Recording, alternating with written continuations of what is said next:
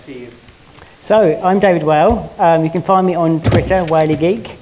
My day job is I'm a software engineer, and my other day job is I'm a STEM ambassador. So, actually, can I just have a show of hands again? How many people here aren't teachers? Okay, keep your hands up. If you're a STEM ambassador, put your hand down. Okay, so there's still some people here that could be STEM ambassadors in the future. I highly recommend it. It's been one of the most rewarding things I've done in my whole life. I've been geeking with computers since I was about 11, and I was introduced to computers by a school science technician. And it was a computer of the day then was a Sinclair ZX81 and then later a Spectrum. You've seen my Spectrum bag. And one of the things I quite like about being a STEM ambassador is you never know the things that you say, how they affect people. And I think back to my experience when I was 11. So all these kids that are out there playing with these computers and learning the Raspberry Pis and doing awesome things with computers, that was me when I was 11. And I still remember that great feeling of, wow, I can make this do something. And one of the reasons I got into computing rather than electronics was that I didn't have a lot of pocket money. So with a computer, if I wanted something, I could just write the software myself. Didn't have to go and buy lots of components, I could just write the software. So I just wanted to quickly run you through some of the things that in some ways I've done, but the children have done as a result of me being a STEM ambassador. So who knows what STEM stands for? Okay, science, technology, engineering, mathematics. They're very, very important topics at school. So here's just a little bit of a tour of some of the ways that STEM ambassadors can help out in schools. And I've gone for my new style of presentation. Rather than having loads and loads of words on the slides, I've said it's one phrase, one picture. So let's see if it works, if it makes any sense. So one of the ways that STEM ambassadors can help in schools before lessons. And I learned quite quickly that going into lessons and into setting up clubs is that a lot of the staff that I was working with weren't experts in computing. They were expert teachers, but they weren't experts in computing. And one of the things that Andrew, our science technician in the school I work in at the moment, he couldn't remember the syntax of Python. So I wrote these tiny little flashcards. They're about postcard size. There's about 20 of them in a pack. And I said, here, have these, put them in your top pocket. And if ever the kids ask you, where do I put the colon in this if statement, or what's a while loop, he can just look them up and say, oh yes, you've missed the colon there. And bizarrely, I put these on my blog and made them freely available. And I think, where's Alan? Is Alan still around? He's deserted me. I referred to him, he's gone. So I went to the York Raspberry Jam and I showed a few people these flashcards and used them in one of the lessons that I did. And I had something like 2,000 downloads the following day. And I thought, wow, that's amazing. There's obviously here's some sort of sweet spot here. So that was something very simple as a STEM ambassador I could do. I could say, let's try and break this programming thing down into 10 or 20 tiny little nuggets of cards and make them freely available. And they've been used quite a lot. So that was before lesson thing I did. During lessons, there's a picture of your book here, Carrie-Anne. Shameless plug. So a few weeks ago, I was asked by a school. So let me just wind back. So the way this works is you sign up as a STEM ambassador and you get CLB checked and you get all the insurance and everything. That's all done for you. And then you get emails weekly. It says, this school over here, they want some help. They want a Year 10 STEM engagement day. Or this school over here, they're interested in Raspberry Pi. They know nothing about it. Can you please, send someone in that can give them a talk about Raspberry Pi or run a workshop? And a school contacted me and said that we're thinking of doing Raspberry Pi. We're not sure what to do with it. We've made 2 hours available. Wow, 2 hours, that's fantastic. Can you come and run a workshop? I said, what have you got? I said, we've got one Raspberry Pi. So I did the maths and I thought, well, actually, with all the bits and pieces I've got kicking around the house, I managed to make up a kit of 10 Raspberry Pis. And I went in and I ran, it was a 2-hour workshop. I used some of the resources from the foundation. So I used the Amy Mather, What is a Raspberry Pi video. Great, so it's something to show at the start. Did some of the exercises from Carrie-Anne's book, absolutely fantastic. You get the book out and you go through the exercises and really exciting to use. And at the end of it, I sort of asked, well, how many of you might have another go at computing? There's quite a big show of hands. So that's something, so I'm not a teacher, so I am apologising, I'm not a teacher. I've done a little bit of teaching, and I've every respect for teachers because they're professional teachers. I'm a professional software engineer, but I do a little bit of teaching, but I'm not an expert at it. But it does help sometimes.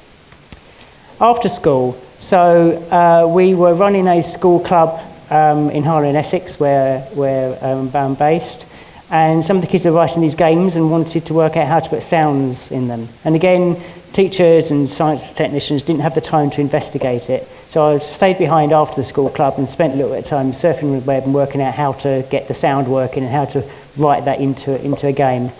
And I've probably got one of the most boring looking blogs on the internet, but it's just a way of recording things that I've learned that might be useful to other people. So it's called blog.wileygeek.co.uk.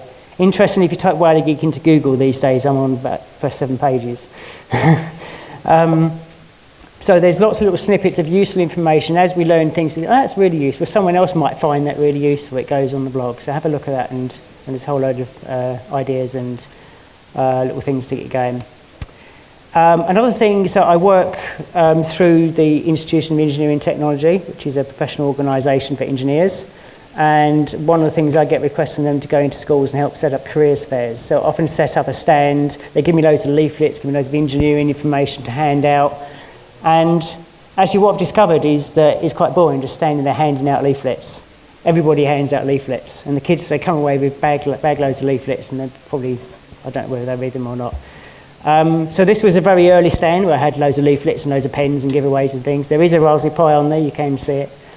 What I do now at Careers Days is I tend to take in bits of products. Some of them I've worked on myself, some things I've bought in shops.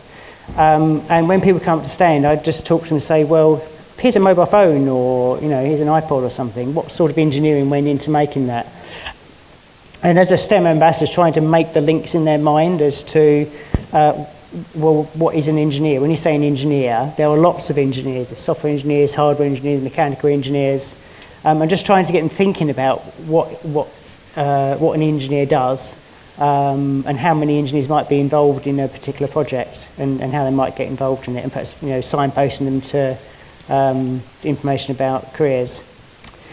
Another one, instead of lessons, actually this is 4 pictures, but let's just say I did actually Photoshop it and it's all in one picture. So the one on the left, so this is Frank, who's a STEM ambassador. In the middle, Andrew, who's the school science technician on the left, and James, who's a physics teacher on the right. And this was us at our Saturday regular Raspberry Pi Club, and we were putting together a whole load of resources to use in an event in December that we're running to 100 school children with a great Raspberry Pi bake-off. And STEM ambassadors, I think there were 10 STEM ambassadors involved in that event. We were all doing various bits and pieces, all volunteers again. One of the biggest things was we had to make 120 SD cards. We were all busy for the whole weekend flashing these cards and everything. So there's loads of things that can go on behind the scenes. So even STEM ambassadors that perhaps are not comfortable giving lessons or working directly with kids, there's a whole load of actually making things happen behind the scenes that are really, really useful as a STEM ambassador. And then I've actually got some pictures down the bottom there of real kids at the Raspberry Pi Bake Off and using the resources and working with STEM ambassadors. A fantastic picture there from North Harts College. Saturday clubs, right, okay. Shameless plug for this lad called Jamie Gisborne, who's one of the lads at our Saturday club and also at Stewards Academy. So he had this idea, he'd seen someone at a Raspberry Jam who had made a portable Raspberry Pi, and he wanted to make one smaller. And he started to write this Space Invaders program, and he decided what he wanted was portable Space Invaders. So as a STEM ambassador, I've helped a little bit on the ideas and the programming side, but actually he did all the construction of this. He found the display on eBay. He bought a soldering iron and worked out where to solder into the display so he could run it off the 5 volts of the Raspberry Pi. He hand cut, the bottom left picture there, actually hand cut that box and glued it all together. And then the bottom right picture is him showing it off at the Cambridge Raspberry Jam with Alex. And thank you to the Raspberry Pi Foundation. He got to page number 1 over the weekend. And I think his phone lit up overnight with all the tweets of people saying how fantastic that project is. So as a STEM ambassador, I was involved a little bit in that project because it was, there was times when he was a bit stuck on the programming and needed a bit of help on the Python. The box himself, he was completely off on one and just just got on with it, completely inspired by the whole thing. And the way he got started was he came to a Harlow Raspberry Jam that I helped organise, and we had a competition, and we gave away a complete Maplin Raspberry Pi kit. And the competition was a quiz that basically had 10 questions on it, and the questions were arranged so that everybody that was presenting at the Raspberry Jam would know the answers, so it gave the kids a reason to go and talk to people. And he got them all right, and he had a really, really good tiebreaker question at the end that basically said, why would you want to win a Raspberry Pi? And he says, because I'd like to write some games, and that'd be really, really cool. And actually what he did was he wrote some games, and it was really, really cool.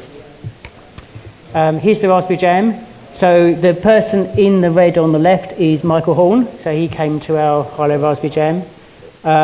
So again, there was 3 STEM ambassadors involved in organising this event and pushing it on. So again, a lot of behind the scenes events. How much do we cost? Well, I think the slide said it all. So STEM ambassadors are volunteers. So we do have a day job. We get paid as a day job. But it doesn't cost schools, teachers, organisers. It doesn't actually cost them anything to access a STEM ambassador. Why do we do it? Well, I thought about this long and hard, and I thought the reason I do it is that the profession I work in, which is software engineering, I really, really love my profession, really, really enjoy it, done some really good things over my career already that I've enjoyed, and for me it's protecting the future of the great profession that we're working in. So the fact that the story at the moment is that there's a lack of engineers, because I really like engineering and like my profession, I think, well, I've got to do something about that. How can I do it? And roll my sleeves up and get on with it. Who are we? So we are professional engineers. Here's the Alan slide. So I can see Alan over there. Wave, Alan. So this is especially for you, because I know you're saying people are always apologising and say they're not teachers. So it says we are professional engineers, we're not teachers. And I think that's really, really important. So if teachers are calling in STEM ambassadors into schools, I think it's important that STEM ambassadors realise that they're not the teachers, so they're not professional in actually delivering classes. And to work together with the teachers in terms of what actually works for delivery. But we are professionals at the technology side, so we can provide advice and help and additional time in making things work. And how do you request a STEM ambassador? So if you're a teacher working in a school, so essentially it's managed from an organisation called STEMnet, which is funded from the government, funding from the biz department. So there's a stemnet.org.uk website. There's a number of professional bodies, so I work through the IET, the BCS also provides STEM ambassadors, the Institute of Physics and the IMechE, and there's a few others. And basically you go to the website and you say, I'm in this school and we could do with some help setting up a club or doing a STEM engagement day or something. And they send out emails to all of their thousands of STEM ambassadors, and someone like me responds and goes in and helps out. Thank you very much. You can find me on Twitter. So my Twitter handle is WhaleyGeek. If you want to look at my blog, it's blog.whaleygeek. And I'm a STEM ambassador. That's it, really.